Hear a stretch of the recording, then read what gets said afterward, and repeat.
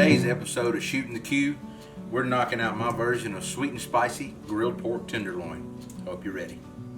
Now what we've got here is about 1.5 pounds Petite pork tenderloin we picked up at the grocery store. And literally all we're going to do, we're going to keep it very simple tonight. First thing we want to do is get a little bit of olive oil on this pork. Just a little bit to coat it with. Now the first layer we want to put down is some of my garlic jalapeno rub. Just for a little bit of heat, salt, pepper, garlic flavor. Now once I get that down, now we want to use a friend of mine's rub called Sully's Grill Dust that's available on our website. Now it's more of a dark rub. It's got a few unique ingredients in it. It's got a real good grilling flavor to it because of activated charcoal in it. I just literally want to get this pork tenderloin seasoned up with it. I'm going to roll it and everything that come on my pan there. That's it. It's ready for the grill. I've had it already sitting out for about 20 minutes before we seasoned. So I've set up my grill for a 2-zone fire, my PK, with a chimney of royal oak charcoal lit. I've got it hot, ready to go, so let's get it on the grill. Now I've got my coals on this side here. This is going to be my cool zone. All I literally want to do is let's start searing this pork tenderloin. I'm going to put it on, go 2 minutes. I'm going to spin it in, get 2 minutes. I'm going to flip it over for a total cook time of 8 minutes. And I'm going to move it over to the cool zone to finish off. Now all we want to do is get it spun. Just trying to create some nice hatch marks on the pork tenderloin is all we're trying to do. Now we've had a total cook time of 4 minutes on one side. Now we want to get it flipped.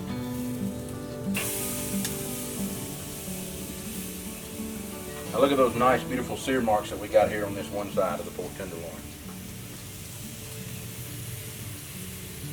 Now that our tenderloin's been cooking for 8 minutes total, 4 minutes aside, I want to check it with my thermopen and see where it's at. Now I'm hitting 98 to 100 degrees in it. So I want to go ahead and get it over to my cool side of the grill. Over on this side. Now I've got my chef's alarm right here and I've got it set to 130 degrees. I want to get it in the biggest point. Now it's setting at 110 degrees right now is where it's setting at. So I'm going to let it go to 130 and I'm going to start glazing it. Now you can see our chef's alarm is hitting 130 degrees. So I want to pull this probe out. It's going to be hot. That's why I use those tongs to do it with. Now the first thing I want to do, I've made up a glaze. It's got peach jelly in it. It's got my sweet barbecue sauce. It's got the juice of a half a lime. It's got a little bit of hot sauce and a little bit of my garlic butter rub. And we'll put the description down below in the video of how to make this glaze here. All we did was heat it up on the stove.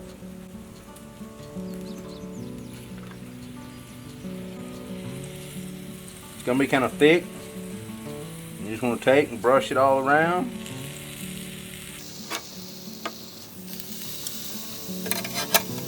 Get it all over it. Now once you get it coated down really good, I'm going to set this chef's alarm for 145 degrees and I'm going to let it keep cooking and just bake that glaze on is all I'm going to do. Now you can see our chef's alarm sitting at 145. So I want to go ahead, get that probe pulled, get this taken up on a platter. Now once we've got it off the grill, we want to go ahead and we want to get it covered up for about 5 minutes and let it rest. Alright, now that we've removed our foil off this, the reason that I loosely tint it so it can still breathe, but you want the juices to kind of reabsorb itself. So now we're going to get it off our platter here, get it on our cutting board, and we're going to cut into it. Oh, look at how moist that is. That's what we're looking for. Now, you just want to start slicing kind of thin. Oh, all the moisture in that right there. And that pork tenderloin is going to make a great dinner tonight. So I want to taste this. It's got a really good balance where you can still taste the meat, but the glaze on the outside is shining through with the garlic jalapeno rub and the Sully's grill dust, and that's what we're looking for. If you like what we're doing here, just simple recipes on the grill for daily dinners and stuff like that, ring that bell, subscribe it, share it with your friends. We hope you enjoy everything we're doing.